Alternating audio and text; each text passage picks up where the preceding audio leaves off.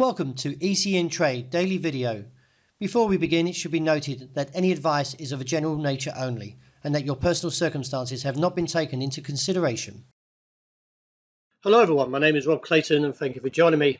Another volatile night comes across with the Australian dollar plummeting through 63.5 and post a 63.30 low before rebounding and settling at the support level 63.5.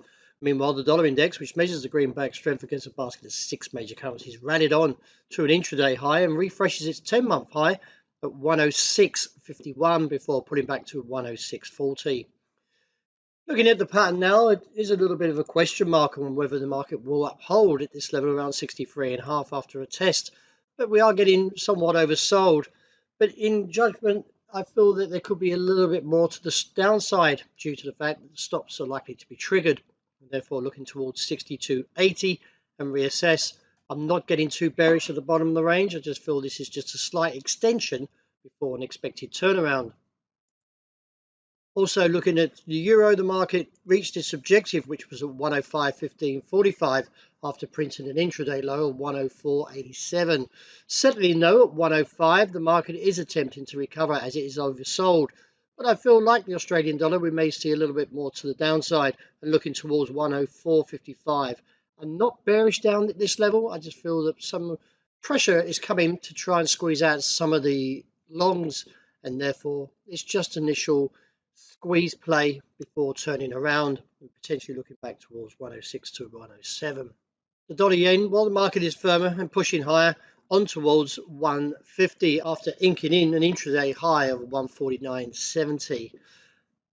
In light of this pattern and the 4 days of strength, the market may run into somewhat supply. I feel that it's a little bit nervous up here and therefore towards its top side of the range, and like previously seen back here in September a year ago, is that the market plummeted, and I'm getting very close to the fact that we could see a similar pattern emerging.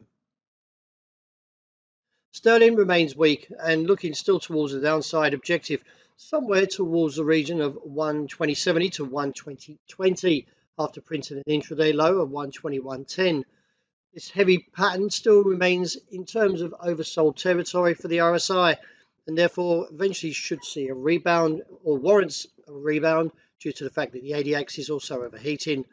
So therefore from the base, somewhere around 120.20 to 120.5. Let's see if the market can rebound back towards 123. A very heavy play for gold as the market crushes the level of 1,886 and heads lower to now its objective, which I'm calling still the broader objective, that is 1,850. The last 3 days have remained very heavy and therefore looking for this downward play. And if so, the market, let's see if it can hold at 1,850, a key level. And if so, you could see a correction back towards the top side of 1,900. Immediate support at present comes in at 1,866. Wrapping up with oil, the market clears the top side level of $92 a barrel and presently holds above there. In light of the pattern, we've got to jump back towards a broader picture. So with this level taken out at 92, there is room now to see a rise up to $95 a barrel.